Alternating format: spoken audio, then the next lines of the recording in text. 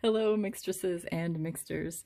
This is Mixtress Ray, and you're watching Mixtress Video. I'm doing kind of a weird, this is in my tarot series where I like to compare every deck that I have to the Smith-Waite Centennial Edition. But this one's kind of strange. Like I thought about not doing it, but it is one of the decks that I use, so I'm gonna go ahead and do it. But I have to explain a little bit of backstory here. This is a mixture of two different decks: the Egyptian Tarot by Lo Scarabeo and the Ukiyo Tarot. I'm probably mispronouncing that, a Japanese deck. Both of these decks I have had for a really long time, 20 plus years. And as you can see, this Egyptian deck particularly has been through it. So what had happened was, shortly after getting this deck, and it was probably mid to late 90s that I got this deck, and I was so excited about it, and I really, really liked it. My dog took it out to the backyard. What I like to say now, that he took it outside to shuffle it for me. And so I had to go out into the backyard and recover each and every one of these cards, and I didn't get them all. Some of them, it's possible he ate them or they blew away. I was not able to recover all of them. So I ended up just recently, I held on to the cards all this time, but I never read with them again because it was incomplete. But I just recently went through my Ukiyo deck because it's also incomplete. It's just missing a few cards. And it's from the copyright on this Ukiyo deck is 1982 US Games. I got it again around the same time period that I got this deck, so mid to late 90s. And I've had it that long, obviously. So backs of those. And then the back of the Egyptian Tarot looks like this. I know this deck is still in print and it's relatively easy to get a hold of, but it has different backs now. And I think it's bigger now. These are like relatively skinny cards, like the old Lo Scarabeo type cards. And I briefly thought about buying a new Egyptian Tarot deck to fill in the cards that I'm missing, but I don't resonate super a lot with this deck. And what I do resonate with is how aged they are. Like, I kind of love it that, like, they're all beat up. They've got chew marks on them from my dog. Some of them have dirt on them. They're bent. I don't know. I like it. And I have actually been, I mean, it might seem weird, but I've been using this deck as it is with the Japanese Tarot and the Egyptian Tarot side by side. And I like it. So it basically gave life to two old decks by putting them together. And as you can see, I mean, it's just like so aged. This deck is so aged, but it smells like years and years of incense. Like, it just has, it has a great feel to it, because the Egyptian deck itself, I didn't use a whole lot because, like I said, it got taken out to the yard and shuffled very early on, and I didn't use it really after that. But the Ukiyo deck I've used a lot. You know, I've had it for 20 plus years and I've used it a lot. So anyway, that's just a very long story to say. That's why this deck is so ridiculous. And also, just kind of a little tangent. Maybe I'll just go ahead and I'll flip through the cards while I'm doing the tangent. How about that? There are a lot of people that are very protective of their tarot cards. And, you know, I don't want to be like disparaging to anyone else's way of doing things, but in case that particular thought pattern of like being afraid to like damage your tarot cards, hurt your tarot cards, use your tarot cards.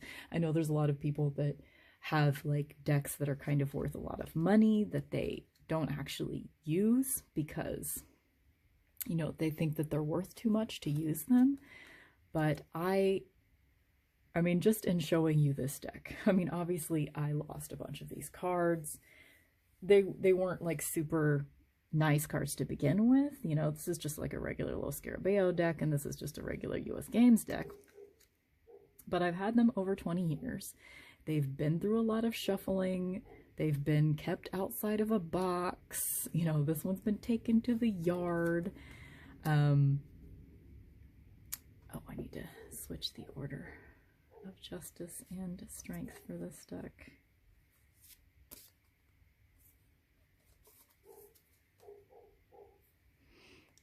And they're still very usable, you know? I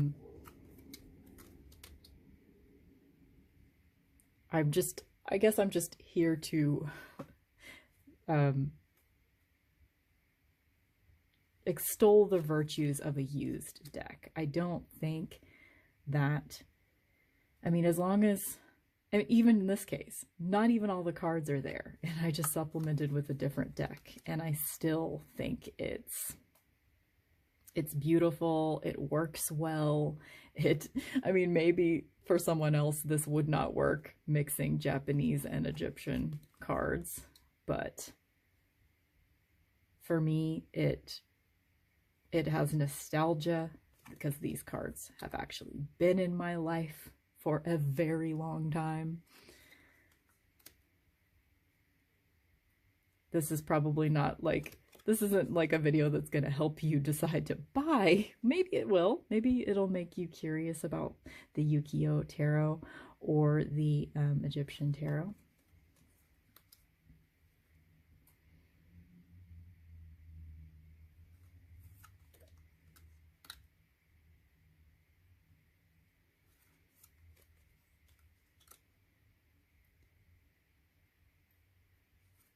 But I think just, I mean, obviously I've said that already, but I think that the aging just adds to it. If only I had found all the cards, then they would probably be even more aged looking, because I would have been using them all these years.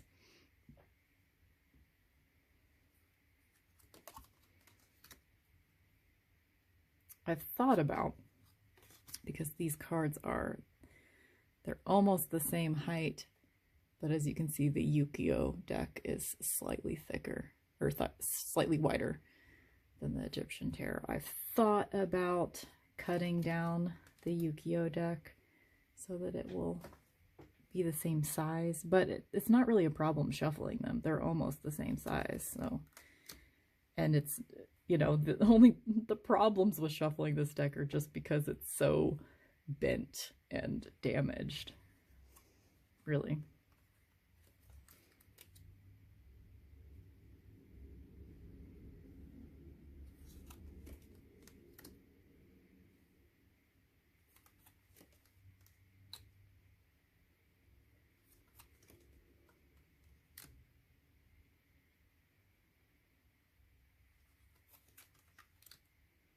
For the longest time, I've had several tarot decks in my life. As you can see, like, I've had these two decks for over 20 years. But I always seemed to, for whatever reason, the decks that I would buy were always Pip-like, like this. I didn't ever have the fully illustrated ones like the Smith-Waite. I didn't even have a Smith-Waite deck until the last couple of months. And I always thought that, like, I guess I found it too daunting. I wasn't drawn into the symbolism like with fully illustrated cards like that. And I just never could wrap my brain around tarot. And I thought it was because of me or because of tarot. I didn't realize that I just needed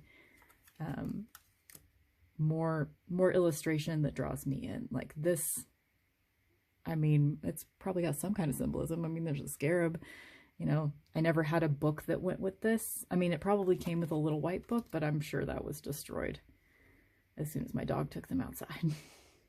I don't even remember what the box looks like.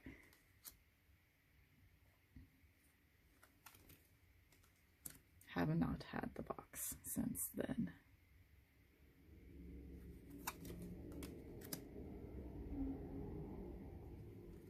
But it wasn't until I downloaded an app. I don't know if this app exists on iOS devices, but if you have an Android phone, there's an app called Galaxy Tarot. I would highly recommend it. It is beautiful, and it has a widget so you can have like a full-size card of the day. I'm actually gonna set that King of Wands aside because that's my monthly card. And it really kind of got me back into tarot again, and it got me into this deck, which I had never been. I thought that I wouldn't like this deck previously, because it has like a full-size borderless widget that you can have. I mean, you can have it be any size you want. I have it on my home screen. It's just like big, real big. And it really helped me start to wrap my brain around tarot, which is what got me into it again. It's only even been, it's weird to think that like, it is, as I'm taping this, it's the end of March. And I now own 11 tarot decks.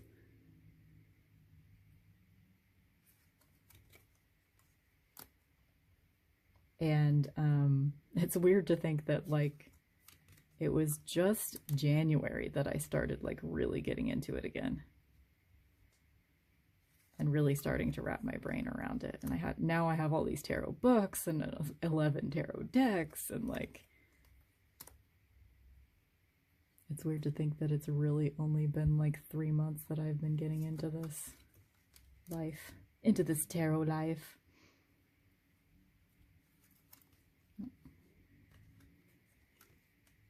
Interesting that this Knave of Chalices is writing.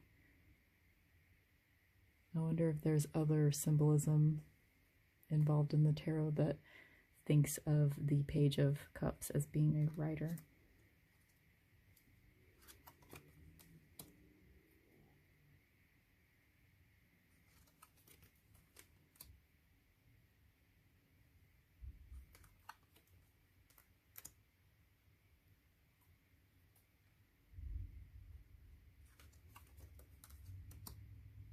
Funny thing with this deck is that it's possible.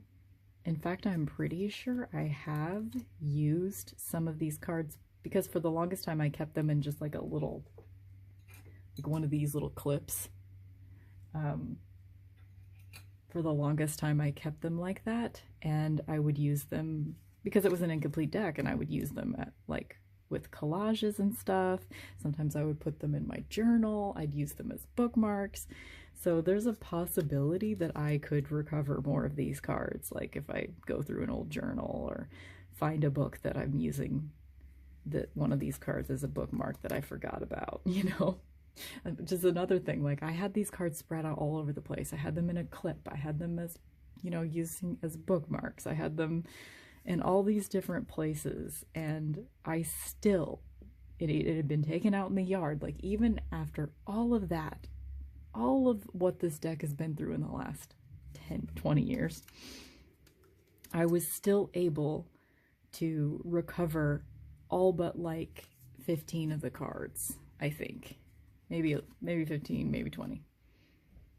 That's all that was missing in the end. Like, you can put your deck, the point is, you could put your tarot deck through a lot more than you think you can. You can take it with you everywhere. You can do, you know, you don't have to treat it like it's this precious thing that you can't use, you know? Because it can be damaged, and, you know, it can survive. Things can survive. That's always a thing with me. It's a concept, like, when I first found out that, I mean, this is a kind of a different thing, but when I first found out that there was this practice in, largely from the piercing community, where you could get hooks temporarily placed into your skin, like usually your back, and you could suspend yourself from those hooks. Like, just 2 to 4 hooks put into the skin of your back. You can hang from that. Your body weight can be supported by the skin on your back in just a few different places. And that was just really an eye-opening experience to me, to be like, to just, you know, how I was watching a person I was dating at the time, and he had done this. He had gotten 2 hooks put in his back, and a friend of his was doing it as well.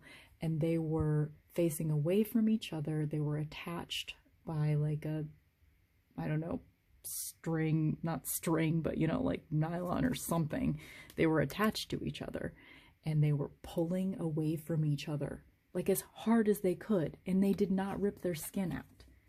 You know, like your skin is way thicker than you think. You know, your tarot cards can put up with a lot more than you think they can. I mean, that's a weird comparison, comparing skin to cardstock. But what I'm saying is, don't be scared to use your decks. Don't be scared to like cut the borders off if you want to. Don't be scared to color in, color the edges if you want to. Don't be scared to take them to do readings in the tub. You know, don't be scared to use your decks. Use them. That's what they're there for. Because I'm doing a flip through right now of a deck that I have put through a lot of shit. And it's still mostly intact. Mostly. Okay. There it is. The Yu-Gi-Oh!/Egyptian Tarot walkthrough. And I'm going to do a little shuffle. Okay, that one just jumped out, so obviously that's the one we need, right?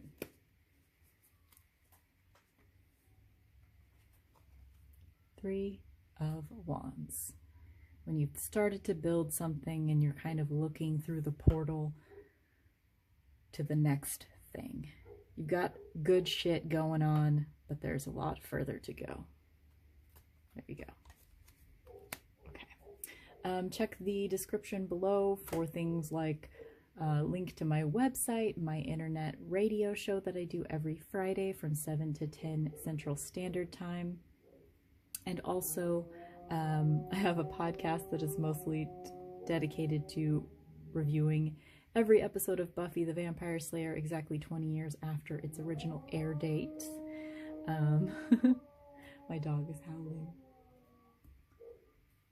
And yeah, so I've got links to all my creative stuff below, and I hope you have a great week.